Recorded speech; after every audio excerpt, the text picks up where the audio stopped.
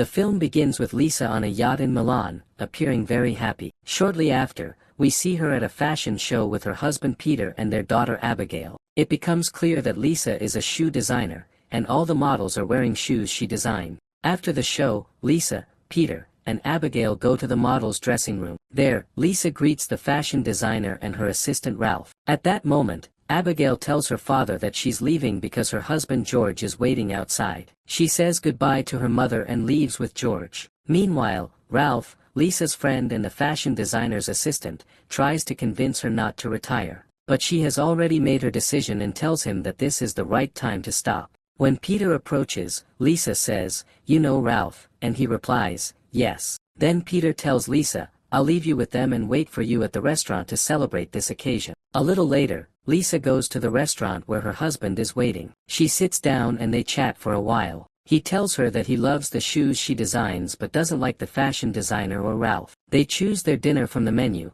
and Peter says the restaurant serves fish unlike any other in Milan. We learn that Lisa frequently travels to Milan to close deals with shoe stores. Then Lisa asks him, "Have you ever felt like being with another woman besides me?" He replies, "No, I've spent more than half my life with you. My love for you has never decreased, and I've never felt the need for another woman in my life." She says, "I love you so much. If I didn't, I would have left you a long time ago." A few days later, Lisa tells him she's traveling to Milan to settle some accounts with clients. She packs her bags and leaves. 9 months later, we see Peter taking all of Lisa's clothes out of the house. At the same time, Abigail visits him and finds him collecting all her mother's clothes. He gives them to her, saying, "I don't want to see these clothes again." She replies, "We're the same size, but I don't want them." At that moment, Peter finds Lisa's phone, takes it, and puts it in his desk drawer. Then Abigail hands him a piece of paper and says, "Mom asked me to give you this." When he opens it,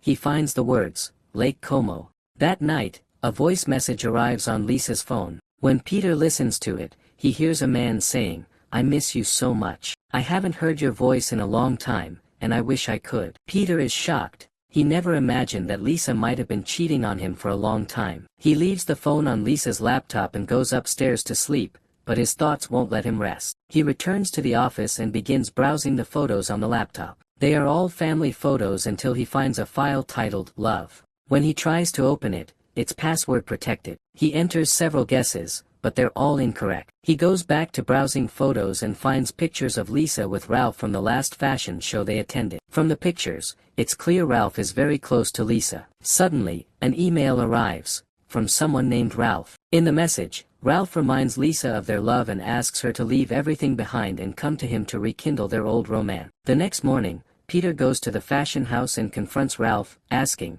"Were you in a relationship with Lisa?" Ralph replies, "No, but I wished we were closer, because you're not right for her. I don't know why she loved you or married you." The fashion house owner then tells Peter she knew Lisa had someone else in her life, but it wasn't Ralph, and she doesn't know who it was. Peter leaves the fashion house and visits his daughter. He tells her everything he discovered, but she doesn't believe him and says, "I won't let you speak that way about my mom." She prepares a room for him to sleep in, but as soon as she leaves, Peter leaves the house. Back home, Peter sends a message to Ralph saying, "The woman you sent that email to no longer exists," and sends it. The next morning at his company, he asks his secretary to call Joy, the company's cybersecurity expert, to his office immediately. When Joy arrives, he writes down the email address that sent the message to Lisa and asks her to find the name and address behind it. She asks if he plans to go after the sender. He replies, "To kill him." She assumes he's joking and promises to get him all the data. Peter stays at the company until evening,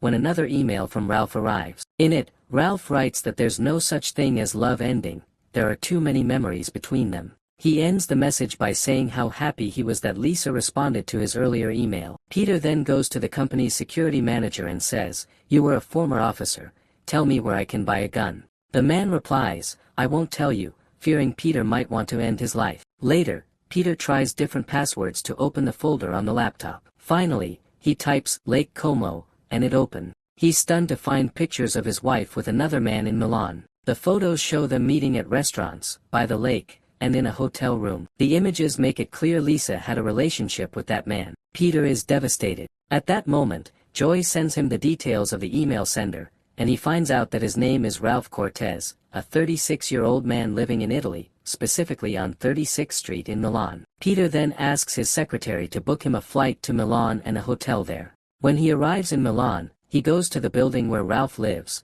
but he can't get in because the gate is locked. So he waits outside until a resident opens the gate, and before it closes, he manages to sneak in. He tries to find Ralph's name among the mailboxes near the entrance but doesn't find it. So he heads upstairs and waits near the apartment, hoping Ralph will come out. After a while, Ralph appears, and Peter follows him until he sees him enter a cafe. He goes in after him and searches until he finds him sitting in the chess section. Peter stands still and doesn't approach him. Meanwhile, Abigail starts to worry about Peter and calls him, but he doesn't answer. Then we see Peter in his hotel room, flipping through photos of his wife with Ralph, seeing how happy and cheerful she looked with him. That night, Peter can't sleep from all the thoughts racing through his mind. In the morning, he goes to the cafe very early and sits at the same table where Ralph usually sits, playing chess alone. When Ralph arrives, he tells Peter that he always sits there. Peter then invites him to play a round of chess, and Ralph agrees. They start getting to know each other during the game.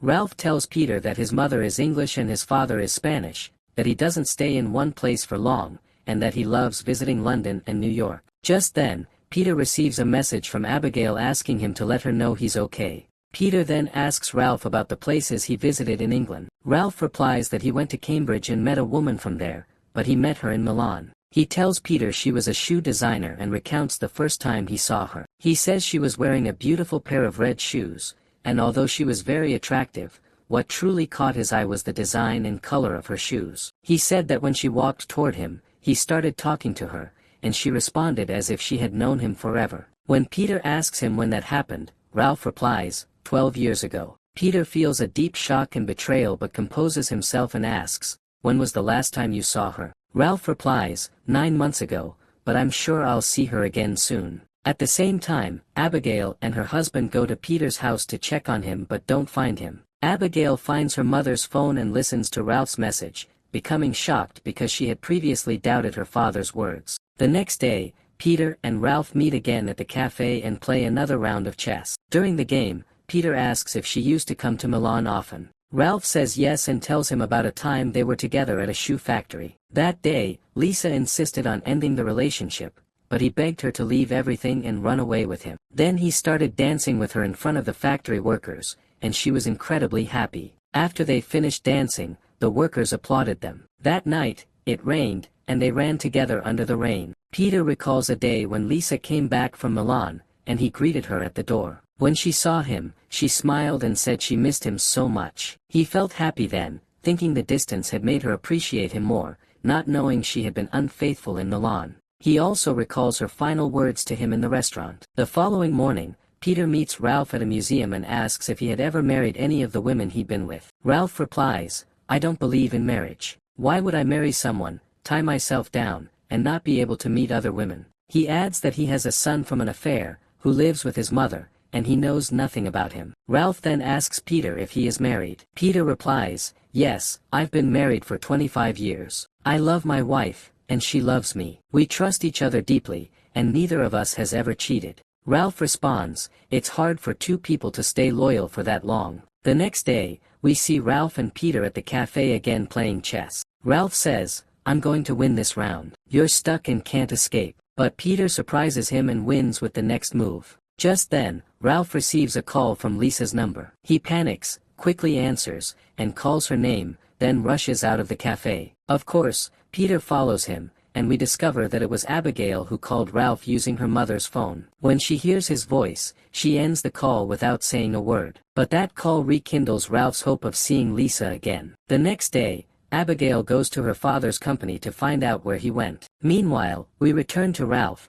who tells Peter that the call he received the previous day was from the shoe designer. He says she is the most beautiful woman in the world and that when she left him, he realized she was the only one he had ever truly loved. He begins recounting details of their relationship, and at that point, Peter loses control of his temper and gets angry. Ralph assumes Peter is upset because he lost the chess game and says, it's just a game. At that moment, Ralph spots one of his creditors entering the cafe, so he quickly leaves. Peter pays the creditor the amount Ralph owes and follows him. Then Abigail appears and stops him. He asks her, what are you doing here? She replies that she found out who her mother was involved with, called him, and heard his voice. Peter tells her, I see him every day, play chess with him, talk to him, and from his behavior and the way he talks, I can tell he's a pathetic man. He then takes her to the hotel and shows her photos of Ralph with her mother and reads her the emails he sent her. Afterward, he bursts out, saying to his daughter, I want to know, did I fall short somehow? Why wasn't I enough for her,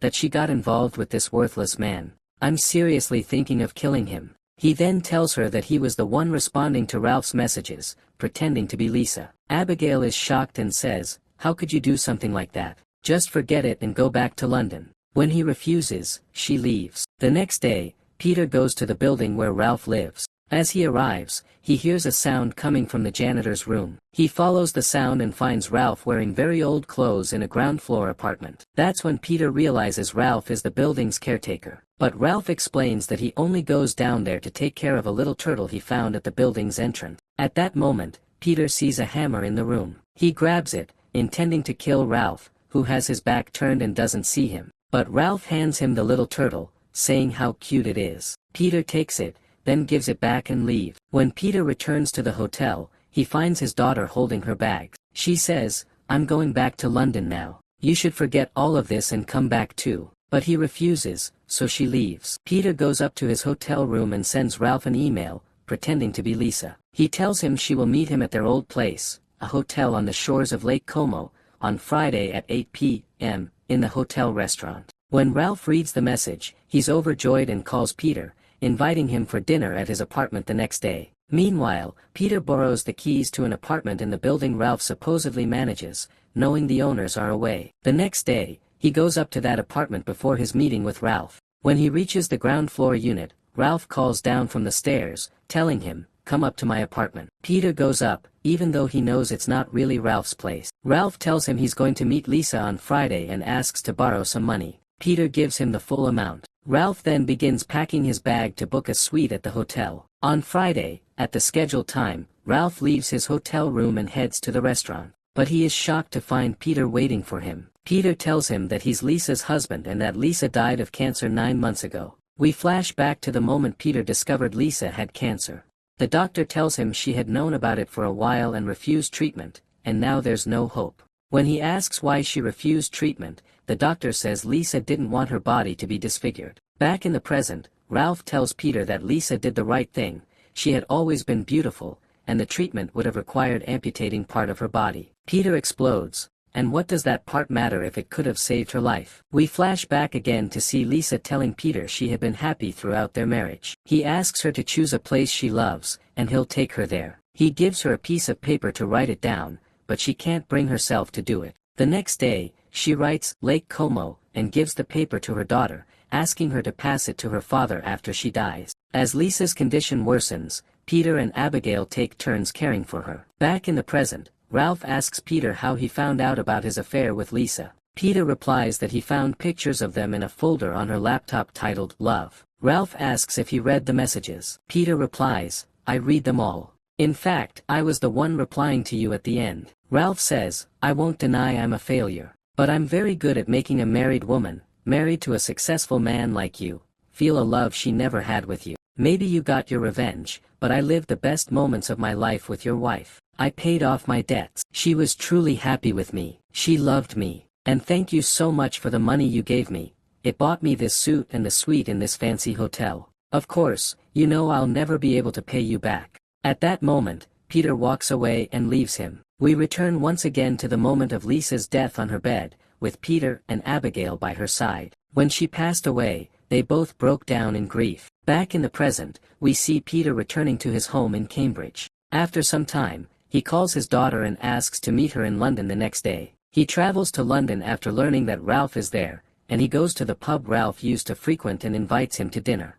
Ralph agrees. The dinner is held in memory of Lisa. Peter invites the fashion house owner and all of Lisa's friends. When Abigail arrives, she hears her father introducing Ralph to the guests, saying, "This is my wife's friend, and I'm here tonight to honor the memory of my beloved Lisa." At that moment, his daughter walks up to stand beside him, clearly proud of her father. In the final scene, we see Peter and his daughter at the train station, waiting for the train that will take them back to Cambridge. He says to her, "Ralph is a lowly man. He doesn't even deserve our revenge." And thus, the film comes to an end. If you enjoyed the movie, don't forget to like the video and subscribe to the channel to receive all the latest uploads.